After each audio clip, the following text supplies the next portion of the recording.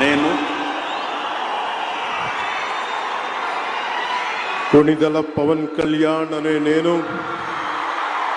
శాసనం ద్వారా నిర్మితమైన భారత రాజ్యాంగం పట్ల నిజమైన విశ్వాసం విధేయత చూపుతానని, భారతదేశ సార్వభౌమాధికారాన్ని సమగ్రతని కాపాడుతానని, ఆంధ్రప్రదేశ్ రాష్ట్ర మంత్రిగా నా కర్తవ్యాలను శ్రద్ధతో అంతఃకరణ శుద్ధితో నిర్వహిస్తానని, భయం గాని పక్షపాతం గాని రాగద్వేషాలు గాని లేకుండా రాజ్యాంగాన్ని శాసనాలని అనుసరించి ప్రజలందరికీ న్యాయం చేకూరుస్తా